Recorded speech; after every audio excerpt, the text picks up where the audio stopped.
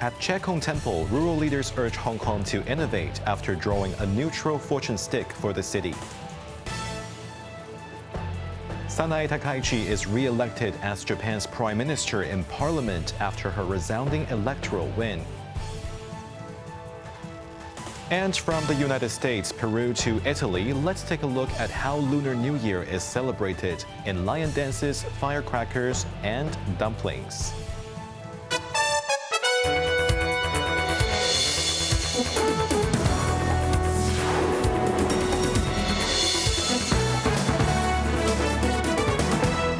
Good evening, you're watching Cable News. I'm Jeremy Chu. The Lunar New Year ritual at Che Kung Temple saw Heung Ik-kuk chairman Kenneth Lau draw a neutral fortune stick for Hong Kong. He read the prophecy as a call for the city to try new ideas while staying alert in a tough world. The temple also drew crowds of local worshippers and foreign visitors. Cheryl Yun tells us more. On the second day of the Lunar New Year, Hong Kong's top rural leader Kenneth Lau followed tradition by drawing a fortune stick at Che Kung Temple in Sha Tin to forecast the city's overall fate. After a minor hiccup on the first attempt,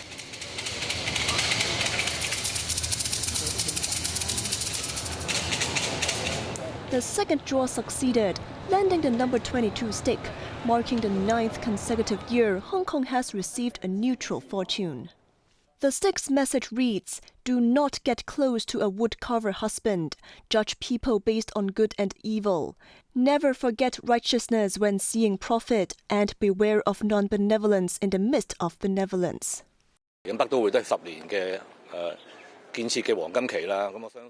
Lau offered his take on the reading, urging Hong Kong not to cling to old ways but to pursue innovation. He highlighted the northern metropolis development as a potential golden decade that could deliver lasting benefits for the city. At the same time, he cautioned that even in peacetime, Hong Kong must remain vigilant to complicated global geopolitical risks. Separately, Sha Tin Rural Committee Chairman Mok Kem Kwai drew the number 83 stick for the district, which signifies an unfavorable omen, and called on everyone to exercise extra caution in all matters. The temple was buzzing all day with worshippers making offerings in hopes of good fortune in the year of the horse. Many carried traditional windmills, while others brought oversized joss sticks taller than themselves, praying earnestly for their wishes to come true. Even tourists joined the crowds. We came here like last year, and then we make some blessing, and then it came true. So we come back again this year. Thank you, Che Kung. Visitors drew fortune sticks, earnestly asking Che Kung for his blessings and protection. Long lines of devotees waited patiently for fortune-telling masters to interpret their fortune sticks, with some facing waits of at least 2 hours. The Che Kung Temple closed at 6 p.m. today before reopening to welcome worshippers overnight, starting at 11 p.m. until 6 p.m. tomorrow.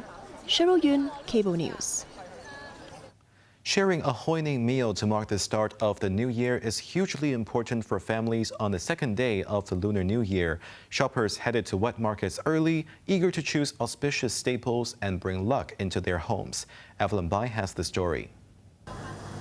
From fish, symbolizing abundance, to prawns, representing happiness, the seafood stalls at Yeung Uk Road Market in Tsuen Wan were packed with shoppers stocking up for today's feast.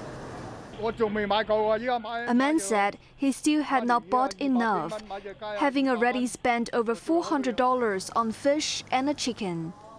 "We have everything in the Lunar New Year meal at home, including abalone, sea cucumber, shark fin, and fish maw," he said.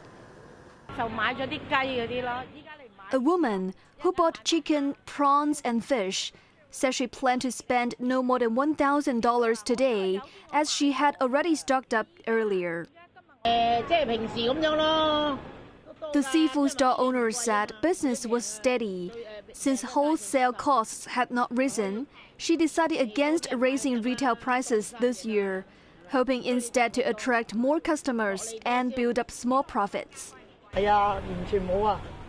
However, a vegetable vendor lamented a drop in customers, noting that many had traveled to the mainland. Her top sellers were celery and lettuce. No Lunar New Year preparation is complete without greens in the city. The word for celery is kan choi in Cantonese, which sounds similar as the word for diligence. While lettuce, or sang choi, a homophone for growing wealth, symbolizes prosperity. Evelyn Bai, Cable News. As residents were out and about visiting friends and relatives during the Lunar New Year holidays, illegal parking was observed across several districts. Still, some drivers said the situation had improved this year. On Chikfu Street in Taiwan, all roadside spaces were full in the afternoon. A car was illegally parked on the opposite side, forcing another vehicle to be extra careful when passing through. At the nearby MTR station, some cars were seen stopping against restrictions at a roadside with a single solid yellow line. A motorist said parking felt easier than before, noting that past Lunar New Years saw cars cramped into every space, many illegally. He added that this year seemed better, though penalty tickets were still a worry and fewer cars were left on the street. This came after Police Commissioner Zhou Chao said there is no such thing as no tickets during Lunar New Year, adding that discretion would be left to his officers.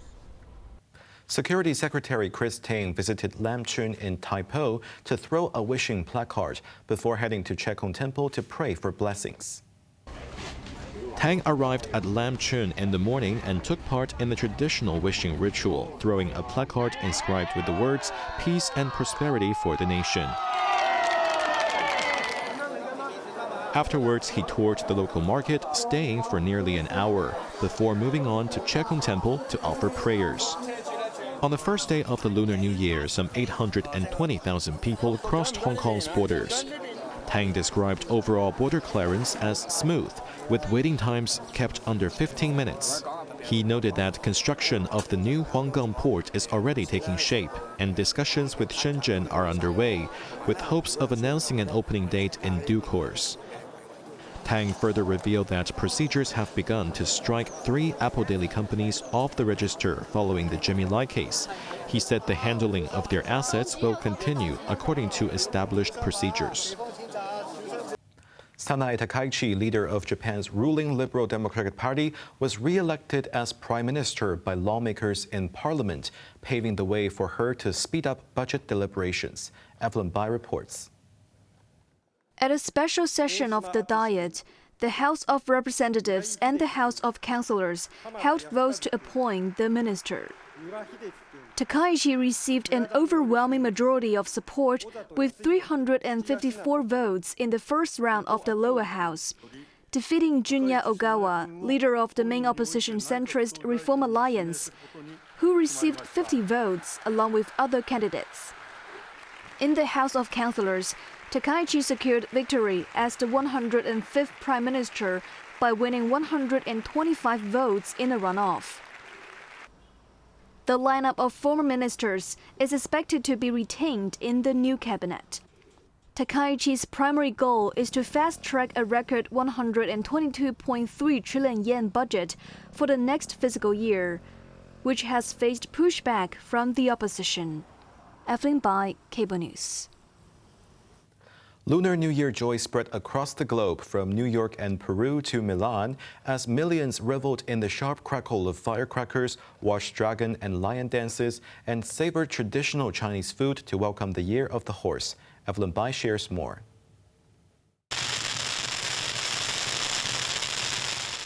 Bursting firecrackers drew hundreds of onlookers and well-wishers in New York. In Chinese tradition, the deafening blasts are meant to scare away evil spirits and usher in prosperity for the new year. New Year is an official holiday, so it's very good. It's a recognition of our culture. And then at the same time, it's just our population is growing, the Asian population is growing, so our culture is getting recognized. It's very important. Traditional dragon and lion dances wound through the crowds to the beat of loud drums, drawing people to snap photos. In Peru, home to one of the densest Chinese communities in Latin America, A dance society put on a dragon and lion dance performance in the streets. Performers also entered the century-old Tongxing Temple to pray for a good year. In Milan's Chinatown, staff at a dumpling shop were busy preparing jiaozi. From rolling wrappers and adding fillings to pinching and folding them into shapes of gold ingots. I love Chinese food. I love the culture, and I heard that Milan had the biggest Chinatown in Italy. So I stayed in the area and I was ready to try all the street food. The city, currently hosting the Winter Olympics, has attracted visitors from around the world. China House, a pop-up cultural space housed in Milan's Villa Clarici, displays exhibits on Chinese Olympic history and invited guests to watch sugar painting and tie traditional Chinese knots. Evelyn Bai, Cable News. In Northern California, an avalanche struck a skiing group of 15 in the Sierra Nevada mountains. 6 skiers have been rescued, while 9 others remain missing. Extreme weather conditions meant rescuers took several hours to reach the site. The Nevada County Sheriff's Office said the avalanche was reported late on Tuesday morning near Castle Peak, close to Truckee.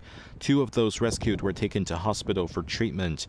Search and rescue teams, numbering more than 40 personnel, are continuing efforts to locate the rest of the missing skiers. Iran and the United States have held another round of talks in Switzerland aimed at resolving their dispute over Tehran's nuclear program. Iran said an understanding on the main principles have been reached, but the U.S. warned that all options remain on the table. Jamie Liu reports.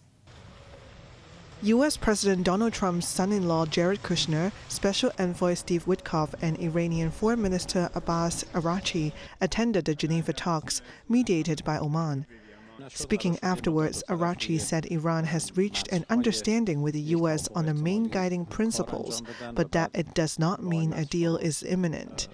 Later, when addressing a United Nations disarmament conference, he described the talks as opening a new window of opportunity.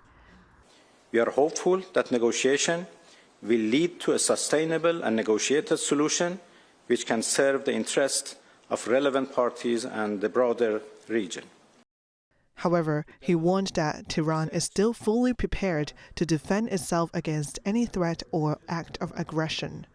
Iranian President Masoud Pezeshkian reiterated that his country is not looking to build a nuclear weapon and is open to verification, but will not abandon its peaceful nuclear technology.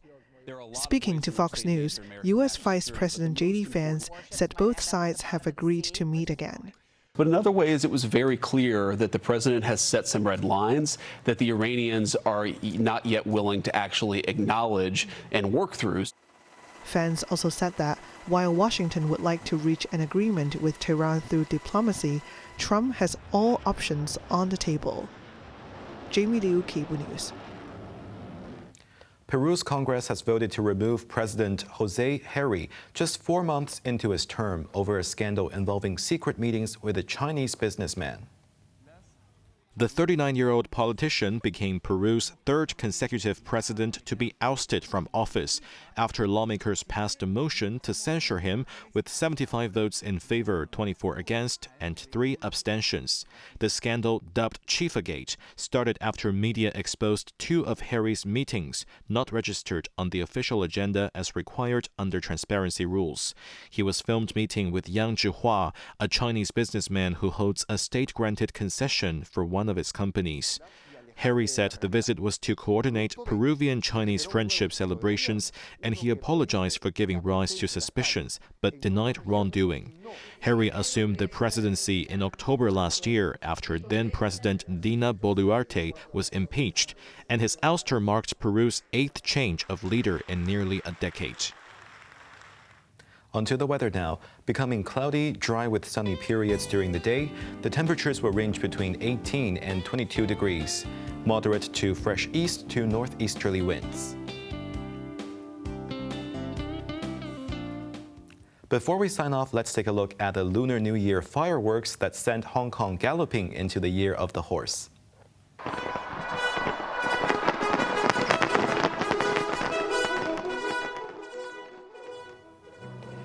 Thousands of fireworks shells erupted across the night sky above Victoria Harbour in vibrant red, gold, and shimmering light. Titled Prosperity Gallops Across Hong Kong, the display wove patterns symbolizing wealth while showering the city with blessings of good fortune, happiness, and success. True to the Year of the Horse, equine motifs took center stage, alongside classic festive icons, all unfolding over 23 breathtaking minutes. Spread across 8 distinct scenes, each one delivered unique, auspicious wishes for Hong Kong, making it a major highlight of this year's New Year celebrations. That's our news tonight. I'm Jeremy Chu. Thanks for watching and good night.